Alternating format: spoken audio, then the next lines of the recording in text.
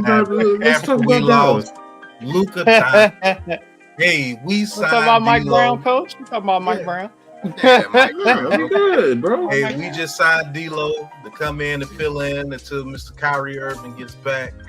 Anthony Davis is getting healthy.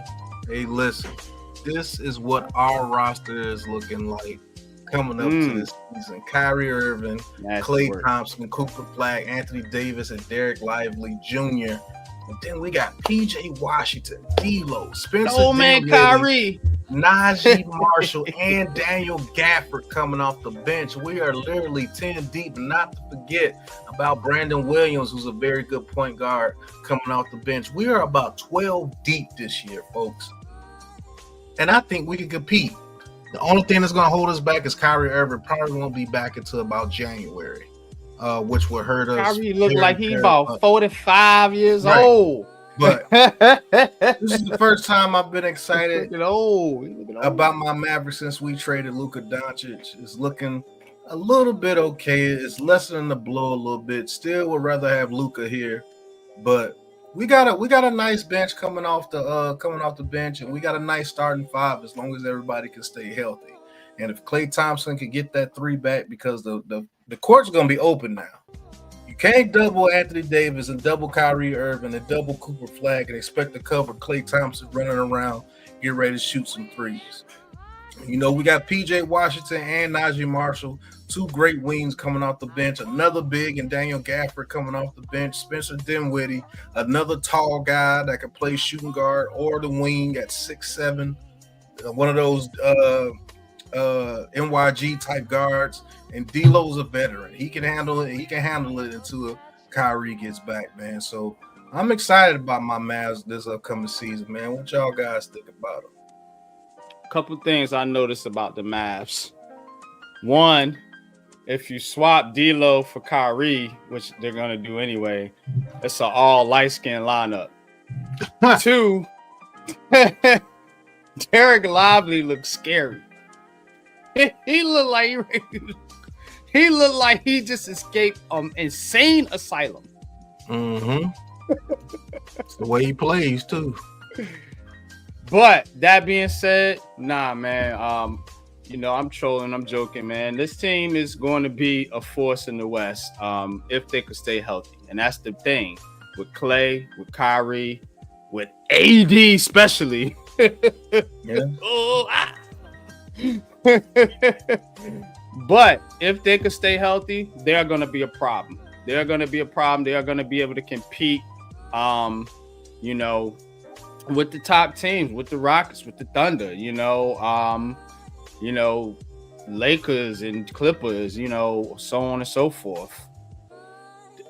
AD is a very good fucking. I think people forget about AD because he don't be healthy like that.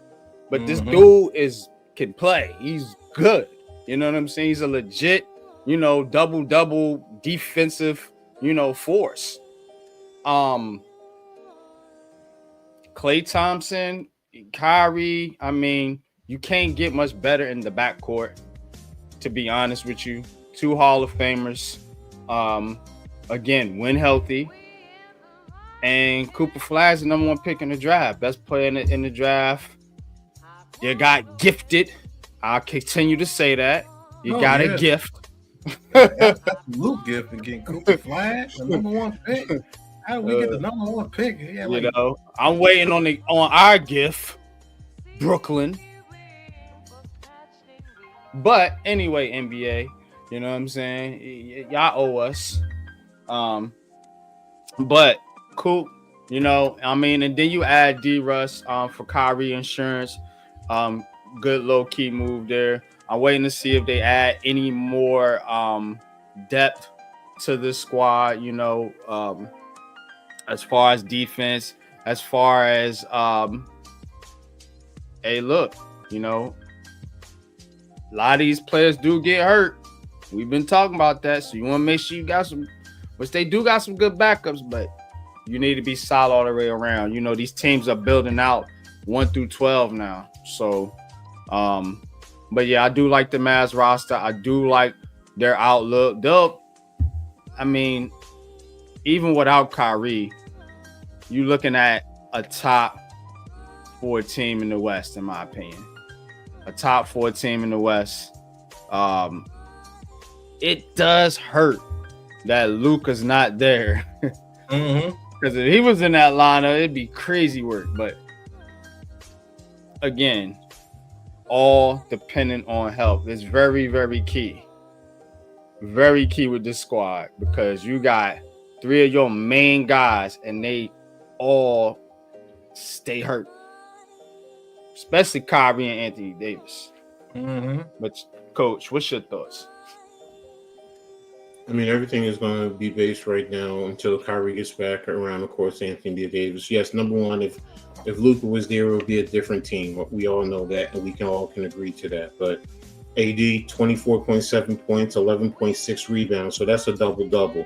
3.5 assists, which points to his guard-like skills that he played when he was in high school. 51.8% on the field goal, 28.2 on the three. So he didn't do well with three-pointers, so he needs to vastly improve there. Otherwise, get back down low and continue to play there. 77.5% on the free throws. To me, for a big man, that needs to be better, especially if you definitely need to go down low. And his effective field goal percentage is 53.6%. So very good player, good talent, areas to improve. And it will definitely help this team. You guys just went over the lineup, which, would definitely play into a big factor into helping them improve overall. Dallas as a whole last year, their offensive rating was 17th in the league at 114.8. Defensively, they were 21st at 116, which is a negative 1.2, which was 19th in the league. So there's great opportunities for improvement across the board, but with what they've amassed, you can see it going up. Now, it's going to be tough in the West. It definitely is. So, but, the opportunity is definitely going to be there for them. Yeah, man. Like I said, this is a team to be on the lookout for in that Western Conference. And yeah, man, I think we about got it done, fellas. I think we about got it done. Dennis Schroeder signed with the Kings. Don't want to leave that out. Your Knickerbockers coach. Now we're gonna speak on him. Gershon Yabusele. Gershon Yabusele. They signed him. They also signed Jordan Clarkson. But the Knicks need a coach, man. Coach. Go get your team a coach. They need one. Are you coaching? Shit. I'm not a basketball coach, so let's not even go there. So, but hey, basketball, bro. Ball, man. Stop it. Basketball, bro. It just as well as football. You do. I will say this: if y'all hire Mike Brown as y'all coach, yeah, it's definitely gonna be ran by the players. That's for sure. Do I think the Knicks will be bad? No, I think the Knicks will still be good. But it's not just about being good with the Knicks anymore. It's about competing for championships because you guys have made that the goal. 5 draft picks for Mikal Bridges. Traded for Karl Anthony Towns. Building the Villanova boys. Giving Brunson that money. Pushing Brunson the way that he's been pushed, which was well-deserved. I think he's one of the most clutch players in the NBA when it comes down to being clutch in the fourth quarter. But you guys are going to need Bridges to step up. It's just something about Bridges' game that I think that he just can't get past those floating jumpers. He's always fading away for some reason. You're going to need OG Anunoby more offense this season. What's with Karl Anthony Towns? Did he show that he's the little cat again when it comes to playing defense? I think the Knicks got some questions to answer. And considering what happened in the East, that's why I'm still giving you guys a shot. Because now you're one of the better teams in the East after what's happened with injuries and things. But you can't let somebody like the Milwaukee Bucks take you out. You can. The Pistons ain't going nowhere. The Magic, let's see what they do after doing what they have done, getting Desmond Bane in the trade to go with Poncho. So y'all have to do it now, man. This was built for y'all to do this now. This wasn't a 5-year plan. So I'm going to be excited to see what the Knicks do this year. Shout out to Man Cave right here on the Aboriginal Sports Network with all your Knicks needs, your Knicks news. He calls the games. Shout out to Man Cave. Definitely be following him this season right here on the network to see what the Knicks do.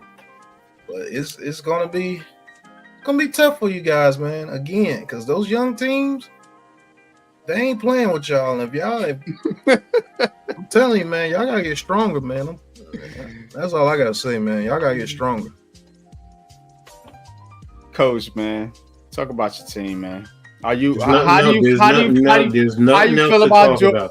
There's nothing else to talk about, man. Seriously, there's nothing else to talk about right now. So we covered everything, so we good. Yeah, man.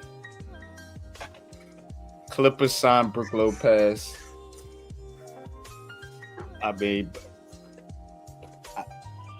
The Knicks, man.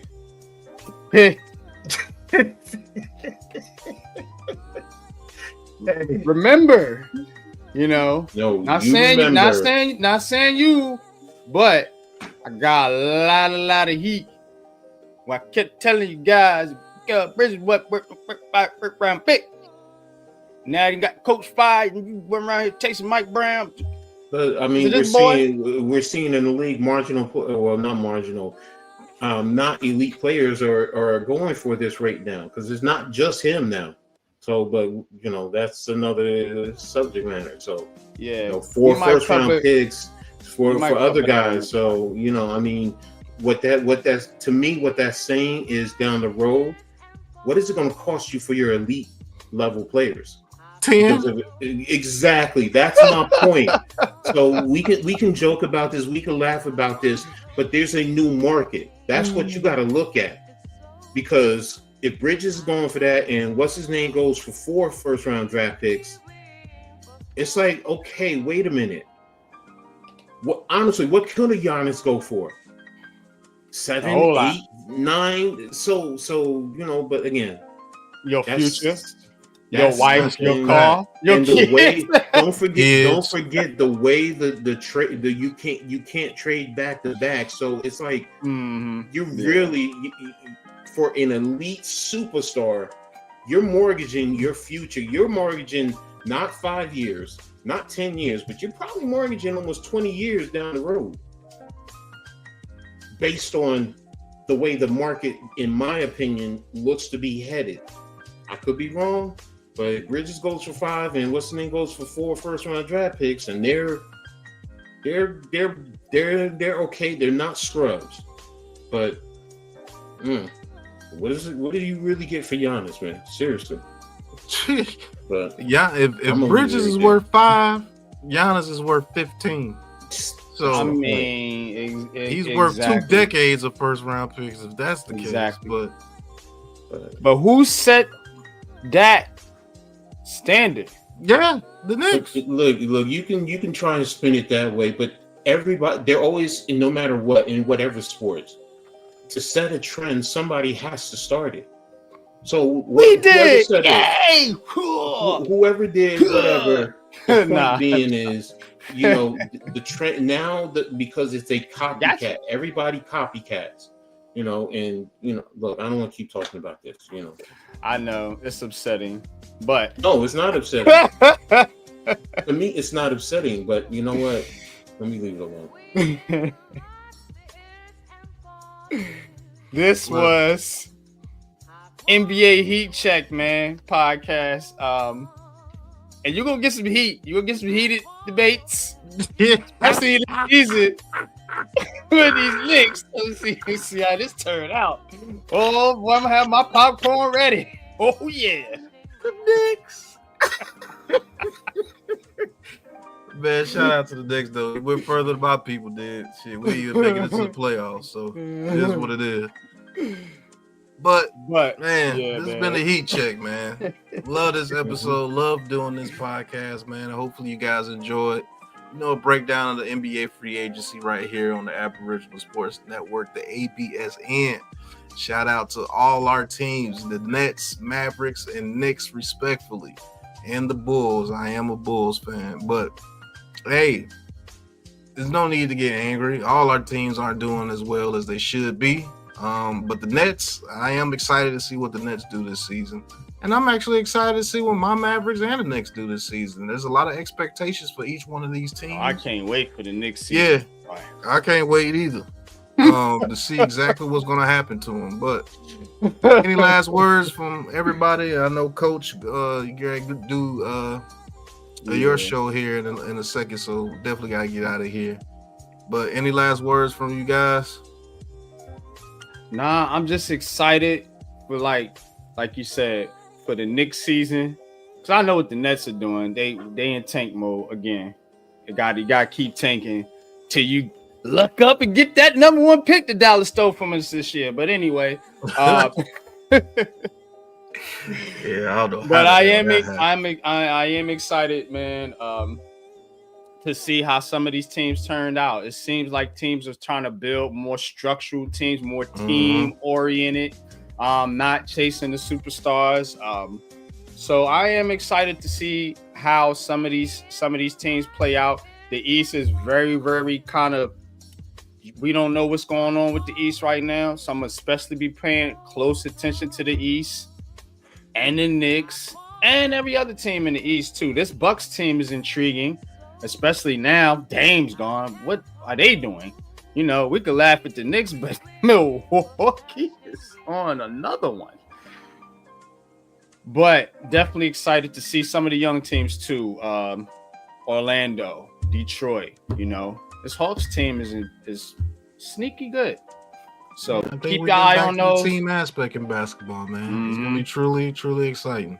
Yeah, and the West is going to be a dogfight. I mean, you got Spurs, Rockets, Thunder, Timberwolves still there, Nuggets making moves, you know. You still got the LA teams hanging around. It's going to be crazy out there in the West. Yeah. But that's all I got, man.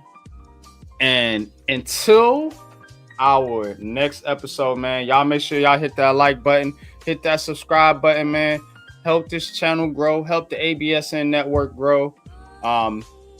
And let's push this podcast out there, man. We talking basketball, we talking NBA. It is hot and heavy.